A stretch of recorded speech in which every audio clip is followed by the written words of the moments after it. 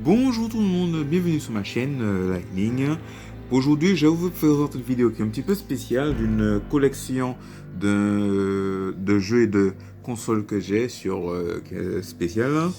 Euh, c'est une console spéciale de Sega que j'ai nommée la Dreamcast, qui fut la toute dernière console de Sega qui malheureusement n'a pas pu continuer à perdurer puisque elle est sortie le 14 octobre 1999 pour en Europe, mais elle a été sortie un an au Japon le 1er septembre 1998 pour le Japon. Donc voilà, mais malheureusement, suite à des problèmes des problèmes d'argent et surtout des erreurs monumentales que Sega a fait à l'époque, avec les systèmes 32X, Mega CD, donc les joueurs ont perdu une confiance totale en Sega et ils n'ont pas pu les ventes de la Dreamcast n'ont pas pu décoller, malheureusement. Et en plus, avec l'annonce de la PlayStation 2 à l'époque qui est sortie, qui a entièrement et totalement enterré la Dreamcast, qui a poussé Sega à mettre fin à sa production en mars 2001. Mais aujourd'hui, il y a une petite communauté de joueurs qui continuent à faire des petits jeux Umbro, c'est-à-dire qui programment des petits jeux et qui les gravent afin de jouer sur la Dreamcast, afin de la faire vivre un petit peu. Mais bon, elle aura marqué quand même son temps. Elle a eu un destin tragique qu'elle n'a pas mérité, cette console-là. Donc, je vous fais part un petit peu part de ma petite partie de ma collection Dreamcast que j'ai. C'est juste la première partie, parce qu'il y a une deuxième partie, mais sauf que les autres jeux sont dans mon autre maison. Et je vais vous faire découvrir ça à travers une autre vidéo qui arrive à sortir un petit peu, que je ferai un petit peu longtemps après, un petit peu plus tard. Donc voilà. Donc pour commencer, je vais vous présenter au niveau des accessoires Dreamcast. Avec la console, j'ai une manette. Donc voilà, c'est très connu, on va pas rester longtemps là-dessus. Donc voilà. Et là, ce sont les ports pour mettre le VMU et le kit de vibration. Donc voilà, c'est une manette qui est un petit peu au niveau de l'ergonomie, c'est pas très. Enfin, si on n'est pas très habitué, c'est un petit peu particulier. Parce que moi, je suis plutôt habitué aux manettes de PlayStation. Mais bon. Donc voilà. Ensuite, on va noter que ça, c'est le VMU. L'accessoire qui est indispensable pour les sauvegardes, pour sauvegarder ces jeux. À savoir que sur certains jeux, vous pouvez avoir certains mini-jeux que vous pouvez jouer sur les petits écrans. Parce que c'était assez innovateur pour son époque. Par exemple, si vous avez Soul Calibur, il y a à peu près des bons petits mini-jeux qui se développaient là-dedans. Donc voilà, vous pouvez jouer. Ensuite, j'ai le kit de vibration se présente comme ça. Donc voilà, que vous mettez dans la manette. Et certains jeux qui étaient compatibles, la manette pouvait vibrer avec. La vibration n'était pas inclue comme avec les manettes de PlayStation 1 et 2. Donc il fallait acheter cet accessoire-là pour faire la manette vibrer avec sinon ça pouvait. Donc en ce qui concerne les jeux, comme j'ai une petite collection, c'est pas grand-chose, mais bon, je vais commencer par les jeux en loose que j'ai. J'ai Ready to Rumble Boxing, qui est un jeu de boxe. Qui est sorti à la fois sur PlayStation, sur Dreamcast, sur Nintendo 64. C'est un jeu de boxe à travers que vous sélectionnez certains combattants qui ont une particularité, c'est-à-dire ils boxent, mais certaines particularités pour certains. Enfin, j'ai pas beaucoup passé de temps sur ce jeu-là, mais il est jouable, il est assez agréable à jouer. Ensuite, j'ai un CD gravé aussi, mais bon, ça ne compte pas. C'est un jeu Virtua Striker 2.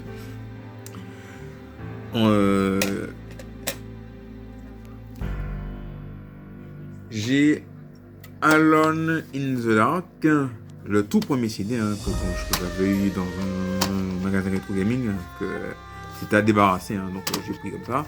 Ensuite, j'ai Shadowman aussi également. Voilà. Shadowman, c'est un genre de jeu d'action dans lequel vous manipulez un genre de sorcier qui... Enfin, j'ai pas beaucoup joué, j'ai même pas bien compris le jeu. Mais bon. Mais c'est un titre qui est sorti également sur PlayStation Nintendo 64, PlayStation 1. Ça a connu une suite sur PlayStation 2 également. Et c'est un jeu d'action qui est bof, je trouve. Et quant à Alone in the Dark 4, c'est un jeu de survival war qui n'est plus à présenter puisque ce jeu-là il est sorti sur Game Boy Color, pardon. Il est sorti sur PlayStation 1, PlayStation 2, Dreamcast également. Donc Voilà, il tient sur 2 CD. Dans ce jeu-là, vous pouvez sélectionner 2 personnages, le personnage de Edgar Camby et Adeline Sidrak, 2 détectives qui font une enquête dans un manoir. Bon, voilà. À savoir que ce jeu-là, le Alien in the Dark 1, c'est ce jeu-là qui a été servi de précurseur pour faire les Resident Evil. Parce que les Resident Evil, ils s'inspirent un peu du premier jeu Alien in the Dark qui était sorti en 89. Ensuite, j'ai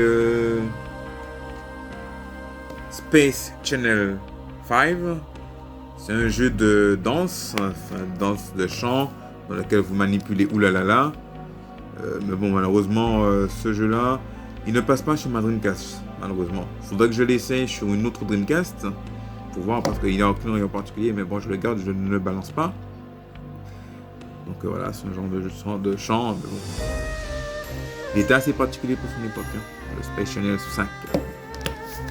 Donc ensuite, j'ai un jeu de sport de foot américain, NFL Blitz 2000. Donc voilà, c'est un jeu, j'ai pas beaucoup passé de temps de jouer dessus, puisque ce jeu-là m'a été offert par Cyril suite à un échange. Donc voilà, c'est un jeu américain. Et derrière, en loose, nous avons le jeu Sega Rally 2. Un jeu de course de rallye, un jeu mythique qui a été fait par Sega, voilà, qui n'est plus à présenter, parce que bon, il est très connu, c'est un jeu de course d'arcade qui est pas mal pour son époque. Donc voilà, Ensuite, je vais vous présenter ce jeu de course de 4x4, Four Wheel Thunder. C'est un excellent jeu de course de 4x4 à travers des circuits. À savoir que ce jeu-là dispose de boost afin d'accélérer et d'optimiser vos véhicules pour gagner vos courses. Et en loose, je dispose de Virtua Athlete 2K. Virtua Athlete 2000, qui est un ensemble de jeux financés en loose. C'est un jeu d'athlétisme qui regroupe à la fois lancer de marteau, lancer de poids, lancer de javelot, course d'obstacles, saut de haie. Donc voilà, c'est le jeu d'athlète qui a été fait par Sega. Ce jeu-là, je l'ai eu en magasin Retro Gaming pour un bon d'achat d'€1. Enfin, j'étais un bon achat liquidé, donc voilà. Donc ensuite, j'ai un jeu de snowboard qui a été fait par Sega. J'ai nommé Snow Surfer. Ça reprend un petit peu la licence Call Border, mais il n'est pas aussi top que ça en a l'air. C'est un jeu de snowboard. C'est assez jouable. C'est jouable pour son époque, mais bon, ça ne vaut pas un Call Border ni un SSX. Et voilà. Et puis en loose, je dispose de ce jeu-là de Trick Style. C'est un jeu de surf de Air Ride, un petit peu comme Airblade sur PlayStation 2. Donc c'est un jeu de course de Airblade auquel vous faites choisir votre concurrent et puis que vous faites des courses à travers un skate qui est un petit peu comme dans Retour vers le futur. Le héros Marty McFly, il est au moment dans le premier c'est dans le 2. Dans le 2, il a un moment sur un skate volant. Donc voilà, c'est un jeu qui est assez sympa à jouer, parce que bon, celui-là je l'ai toujours en loose dans le magasin Retro Gaming. Savoir que parfois dans les magasins il faut demander, enfin ils ont des jeux en loose avant, donc je demande. Voilà. Donc ensuite nous avons, là on va passer à certains jeux qui sont c'est du lourd, Nous avons comme jeu de combat, c'est un jeu qui est sorti, qui a été lancé, qui est sorti en même temps que la Dreamcast. C'est le premier jeu de lancement de la Dreamcast. C'est au Japon mais également aussi en Europe. J'ai nommé Virtua Fighter 3 TB. C'est un excellent jeu de combat de la licence Virtua Fighter qui a été réalisé par Yu Suzuki. C'est le jeu de combat de Sega qui fait voilà. Contrairement aux 2 premiers volets, il n'a pas rencontré un grand succès mérité, puisque bon, il était sorti en 1996 et il a été adapté sur Dreamcast en 1998, version japonaise, et en 1999 en Europe.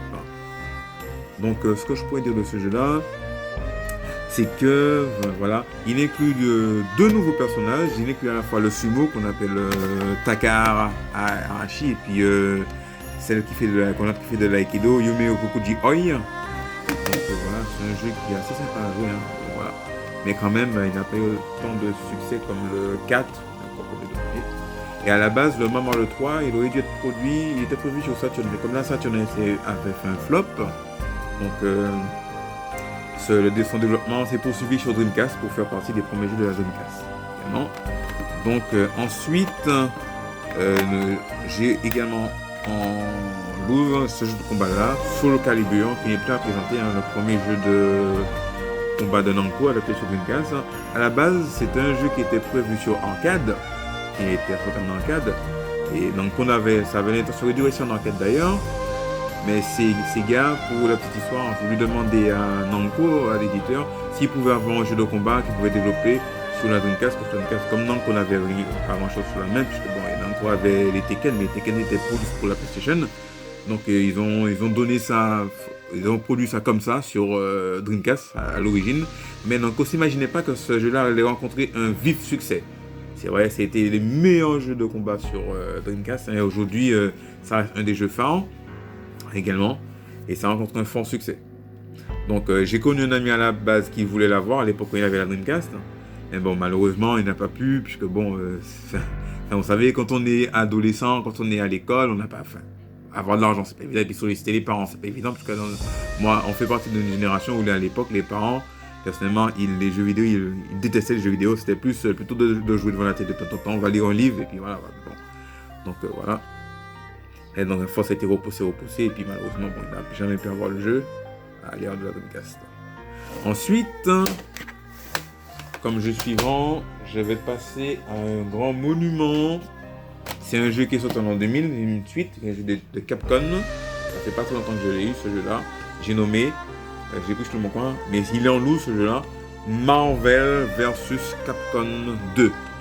À savoir que, bon, je cherche le jeu de la licence Marvel, mais celui-là, je l'aurais voulu plus l'avoir sur PlayStation 2. Mais bon, il n'est pas évident d'en trouver, mais bon, je l'ai vu sur Dreamcast sur le bon coin. Hein, donc, je me suis dit que celui-là, je vais le prendre. Hein, bon, ça marche pas, mais bon. Mais c'est un excellent jeu de combat à voir. Maintenant, j'ai tous les Marvel Capcom, j'ai 1 ou 3. Enfin bon. Ensuite, pour finir, j'ai également une super production également, c'est un jeu qui est mythique.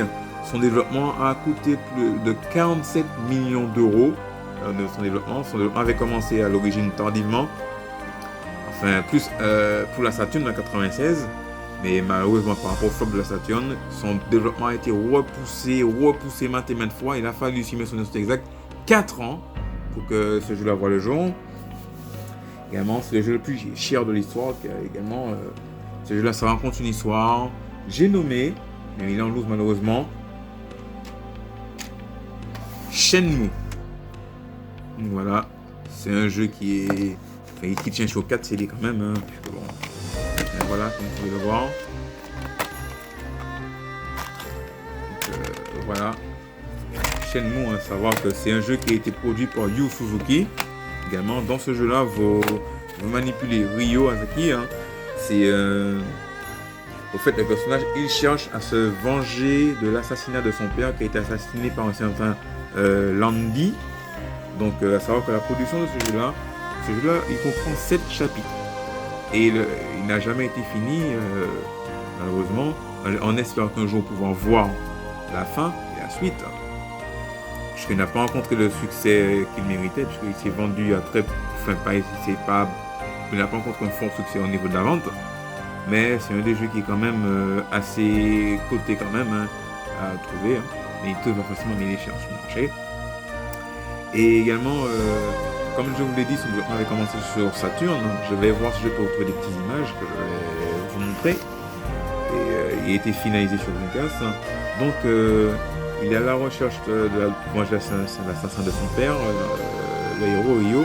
Et après, il doit traverser à peu près jusqu'au Japon, traverser toute la Chine pour trouver l'assassin de son père. À savoir que le premier Shenmue, il marque le premier chapitre. Et nous avons Shenmue 2, la suite, qui est sortie sur Dreamcast, également l'année suivante. Il est sorti un an après, parce que ce jeu-là, il est sorti le 1er décembre 2000 sur Dreamcast. Et au Japon, il est sorti si mes souvenirs sont exacts, il est sorti le 26 novembre 99. Ou 26 décembre 99. Quelque chose comme ça, je n'ai plus tout à fait les dates en tête. Donc, Shenmue 2, ça reprend les 2 et le 3e chapitre. Et nous avons le 3 qui est sorti après 18 ans d'attente, à savoir que la production du 3 a été financée par un Kickstarter, c'est-à-dire par rapport à un intermédiaire de dons que les fans devaient faire. Donc le 3 qui regroupe, je crois, c'est le 4e et 5e chapitre. Mais ça n'a toujours pas, on ne sait pas si on est encore d'autres suites, ça dépend de Monsieur Suzuki, comme on dit. Mais enfin voilà. Mais c'est excellent à savoir que ce Shenmue-là, c'est le premier jeu. C'est un premier jeu qui propose un monde ouvert. On peut faire plusieurs choses à travers les villes. On peut faire des jobs. On peut même rejouer à certains anciens hits de Sega sur les petites bandes d'arcade que vous rencontrez dans le jeu également, comme par exemple Space Harrier.